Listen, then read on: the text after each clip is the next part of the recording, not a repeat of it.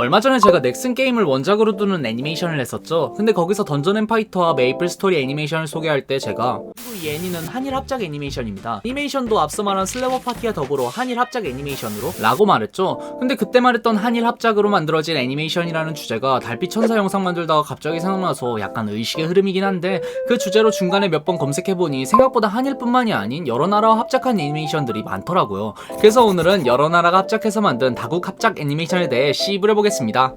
경고, 오늘도 쌉소리 가득한 내 맘대로 영상입니다. 나는 해봐 락이 한결같지.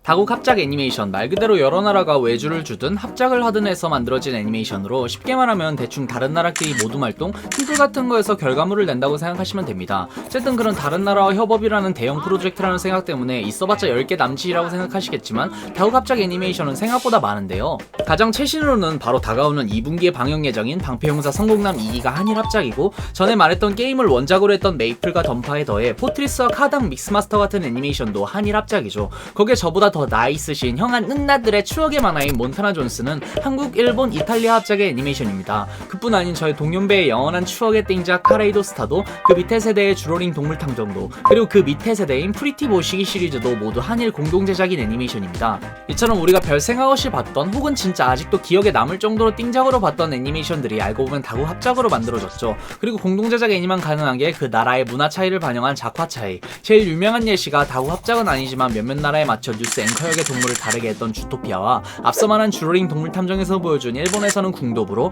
우리나라에서는 양궁부로 바꾼 작화 차이죠. 그래서 오늘은 그런 신기한 다국 합작 애니메이션에 대해 씹으려 볼게요. 첫 번째로 먼저 볼 작품은 용의 전설 레전더입니다. 용의 전설 레전더는 2000년대 초반쯤에 방영한 뉴욕을 배경으로 한 현대판 판타지 애니메이션인데요. 이 애니메이션의 줄거리는 뉴욕에 살고 있는 자칭 천재 야구소년 한용이라는 캐릭터가 친구들과 시끌벅적한 하루를 보내다 어느 날 장난감 회사 직원인 아버지에게 요즘 아이들에게 가장 핫한 아이템인 빵빠레 닮은 하얀색 타리스포트라는 장난감을 받게 됩니다. 허나 작화부터 단세포 티내는 용이는 까먹고 있던 중 웬 그 시절 국룰 멤버 구성의 악당이 나타나 하얀색 빵빠레를 노리고, 그 순간 맞춰 용이의 빵빠레에서 쥐방울이 튀어나옵니다. 엥? 위생법 위반인가 싶지만 그래도 빵빠레 괴물이니까 용이는 머리를 쥐어짜내서 부활이라는 주문을 기억하고 주문을 외침과 동시에 빵빠레에서 바람의 드래곤 시론이 나타납니다. 그 후 시론은 용이를 보고 바람의 사자라는 뚱딴지 같은 말을 하며 이들의 인연은 시작돼 재밌고 코믹한 일상을 이어나가며 전설의 레전더 동아리 판타지 브이로그였으면 좋았겠지만, 갑자기 후반부에는 전쟁 희생들과 같은 아동용으로 보이는 겉모습과 다르게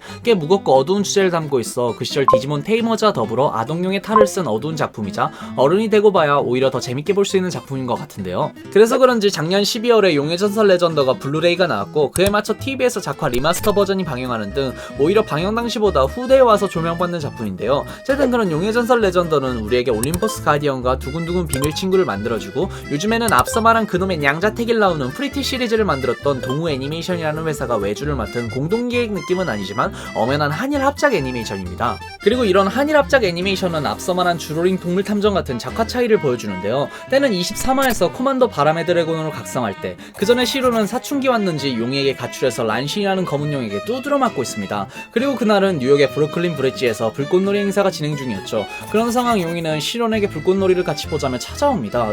넌 눈치가 아니, 이때 입고 있던 옷에서 작화 차이를 보여줍니다. 용의 원래 설정은 일본인이지만 당시 공중파에서 외색이 들어가 있으면 장면을 잘라내거나 그 화를 방영하지 않았는데요. 하지만 이 애니는 한일 공동 제작이라 작화를 수정해 일본에서는 유카타를 입고 있고 한국판에서는 한복으로 작화를 수정했죠. 거기에 용이뿐 아닌 다른 주연들도 모두 한복을 입혀놓는 한일 합작 작화 교체 클래스를 보여줍니다. 물론 잠깐 나오는 엑스트라들인 찍찍이 친구들의 옷은 일본풍 유카타 그대로지만 그래도 작화 차이를 엿볼 수 있는 작품이었습니다. 그리고 다음에 알아볼 작품은 이와 같이 작화를 수정한 모습을 보여주는 만화인 라라의 스타일기입니다. 라라의 스타일기는 저번 흑화 특집에서 짤막하게 말했듯이 주인공 라라가 고군분투하며 최고의 아이돌이 되려고 노력하는 애니메이션입니다. 이 애니메이션이 눈 큰 걸로 당시 나온 웬만한 순정 만화 마법소녀물을 씹어먹고 완소 퍼펙트 반장이랑 같이 쌍벽을 이루는 빅빅 아이스 애니메이션이라 작화 쪽으로는 이미 유명세를 떨치고 있는 한국이랑 합작한 애니메이션이라고 하며 의아해하실 수 있지만, 라라의 스타일기는 원작과 좀 지리게 한 겁니다. 뭐야 이건? 라라는 오리지널이 아닌 카리링 레볼루션, 직역하면 카리링 혁명이라는 북한 선전문구 같은 제목을 한 작품을 레니아한 작품입니다. 어쨌든 그런 일본의 만화를 레니아에서 몇몇 장면은 외색이 짙게 들어갈 수밖에 없는데요. 그 예시가 라라의 스타일기 2기 7화 일본판 59화에 나오는 미스 유카타의 기적 에피소드입니다. 타이틀 제목만 봐도 알 수 있듯 라라는 행사장에서 유카타를 입고 경쟁하는 미인대에 출전하게 되고 그곳에서 라이벌이라고 할 수 있는 자의 방해로 유카타를 못 쓰게 되지만 이런 류 장면들의 국룰인 자기가 기적같이 옷을 리폼해서 우승하는 에피소드입니다. 이 에피소드는 유카타라는 일본의 전통 의상 때문에 충분히 KBS에서 째끼고 방영할 만한 에피소드지만 이 애니는 한일 합작입니다. 그래서 타이틀도 온천 아가씨의 기적으로 바꾸고 라라가 입었던 초록색 유카타는 물론이고 몇몇 에피소드 중심에 있는 인물들의 옷을 한복으로 수정하고 거기에 엑스트라들도 한복이나 드레스로 수정하는 기염을 토했는데요. 개인적으로 저 찢어진 유카타 부분이 북두에 건 쩌리들 생각나서 한국판이 더 이쁜 것 같네요. 어쨌든 그런 수정 과정도 네이버 블로그에서 찾아보면 나오니 궁금하신 분들은 한번 찾아보세요. 이런 식으로 작화진이 대대적인 공사를 칠 수 있어 그걸 보는 시청자들에게 신기한 경험을 할 수 있게 해주는 한일 합작 애니의 묘미. 근데 다음에는 좀 신기한 다국 합작 애니메이션을 볼 건데요. 세 번째로 알아볼 작품은 우리에게 노는 게 제일 좋다라는 걸 알려준 뽀롱뽀롱 뽀로로입니다. 현재도 초통령, 뽀통령이라고 불리며 뚝딱이 뿡뿡이를 이은 EBS 어린이 애니메이션인데요. 근데 우리의 뽀통령님은 나온 지 얼마 지나지 않아 당시 초통령이었던 뿡뿡이를 순식간에 국무총리 자리로 떨궈 놓는 모습을 보여줬습니다. 2003년에 나온 이 펭귄은 산만한 애들도 얌전하게 하고 우는 아이도 뚝구치게 만드는 엄마 아빠들의 치트키로 쓰였고 요즘에도 여러 키즈 유튜브 채널과도 비빌만한 엄마 아빠들의 치트키 같은 애니메이션입니다. 거기에 어린이들뿐 아닌 어른이들의 심장을 저격한 잔망 루피라는 밈으로 여러 파생작도 나와 군침이 싹 도노부터 군침이 비제스피 그뿐 아닌 우리나라 한정으로는 같은 펭귄 캐릭터인 신닌나 펭수입니다 하는 펭수와 라이벌 구도이지만 전세계적으로 봤을 때 이미 2003년 나온 짬바로 130개국에 수출되고 관련 상품이 어린이들이 캬 취한다 거릴만한 유사 소주인 뚜껑 달린 뽀로로 음료수도 여러 나라에 수출되는 업적을 이루어 두유노 클럽 이제는 범접할 수 없이 커버린 두유노 유니버스의 초창기부터 있던 엄청난 캐릭터입니다. 그래서 보리 동생님 왜 이렇게 말이 뽀로로는 어디랑 합작했나요? 네, 뽀로로는 북한과 합작한 애니메이션입니다. 네?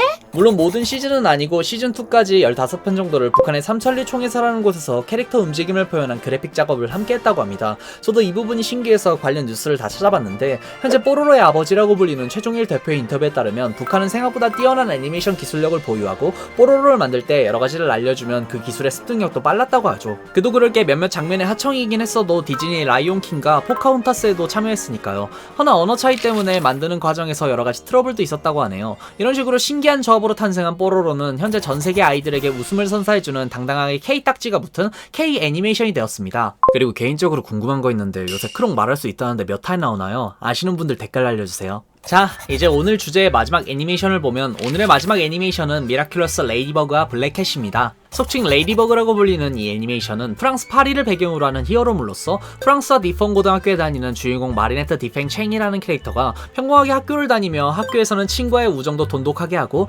날라리 시장 딸내미의 텃세도 버티고 짝사랑남인 교내 최고의 인싸이자 집까지 잘 사는데 얼굴까지 잘생긴 엄친아 골든 스푼 아드리앙을 짝사랑하면서 평범하게 학교 생활을 합니다. 하지만 알고 보면 마리네트는 파리를 악으로부터 지키는 영웅 레이디버그로 아드리앙은 레이디버그와 같이 악을 물리치는 블랙캣으로 활동하며 파리를 위협하는 여러 악당들을 물리치고 히어로일 때는 남자 쪽이 인간일 때는 여자 쪽이 사랑을 갈구하는 모습을 보여주는 히어로물 애니메이션입니다. 아동용이라 내용 자체도 우리가 아는 파워레인저 느낌으로 적 나타남, 싸움, 하지만 고전, 허나 싱크빅 발동해서 이기고 악을 치유할 시간! 순서로 대부분 내용이 전개돼서 히어로물의 뻔한 클리셰라 유치하다고 볼 수 있지만 이 애니메이션의 꿀잼 포인트는 앞서 말한 러브라인. 가뜩이나 디자인도 잘 뽑힌 애들이 엇갈린 사랑으로 내꺼인 듯 내꺼 아닌 내꺼 같은 썸씽을 보여주는데요. 그래서 그런지 어린이용 아동만 하지만 어른 팬들도 만만치 않게 보이고 있습니다. 이거 보시는 여러분들도 빨리 마리아드 커플 응원하는 사람 일어나주세요. 오 캡틴 마이 캡틴! 뭔 소리야? 어쨌든 그런 요망한 여러 간드러진 박스기 넘치는 설정 덕에 어린이 어른이 가릴 거 없이 취향 저격하는 애니메이션이라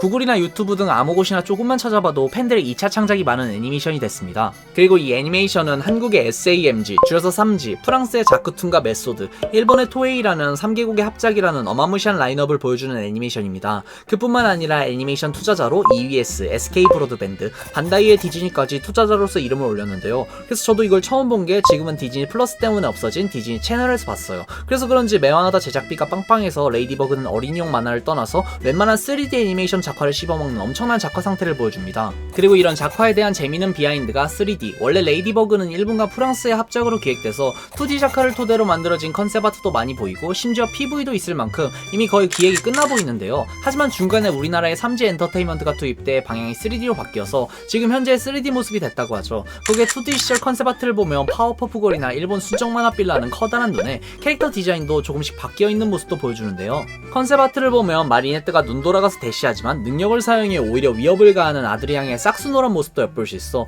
뭔가 제대로 나왔으면 캐릭터의 성격 같은 요소도 지금과 많이 바뀌었을 것 같네요. 어쨌든 그런 2D 버전의 초기 컨셉은 레이디버그 시즌3 5화 애니메이션 감독의 분노 에피소드에서 실제 레이디버그 감독인 토마스 아스트릭과 함께 카메오 개념으로 등장했었죠. 형이 왜 거기서 나와? 오늘은 이렇게 다국 합작 애니메이션에 대해 시브를 봤는데 몇몇 분들은 캡틴 마이 캡틴 하면서 저와 같이 뭐야, 일어나셨겠고 또 몇몇 분들은 에이 26살 먹고 저런 걸 보네 하셨을 것 같은데요. 근데 레이디버그 진짜 재밌어요. 라떼는 말이야 대표 캐릭터가 나치랑 스파이더맨으로 유명했던 남도영 성우를 현재는 안녕 마이 레이디 라는 시그니처 대사가 있는 블랙캣으로 바꾸고 거기에 엇갈린 사랑이라는 어른들도 만족시키는 여러가지 요소만 봐도 재밌는 작품이란 걸 보여주잖아요. 한번 잡숴봐. 진짜 게임할 때 옆에 틀어놓고 하면 생각보다 시간 훅훅 가요. 그리고 원래는 주로링 동물탐정이나 프리티 시리즈도 넣어볼까 했는데 제가 얘네를 본 적이 없어서 26살 먹고 조금 보고 있었는데 지금 와서 정주행하기에는 난이도가 너무 하드코어해서 울 뻔했습니다. 그래서 4개만 했어요. 오늘은 여기까지.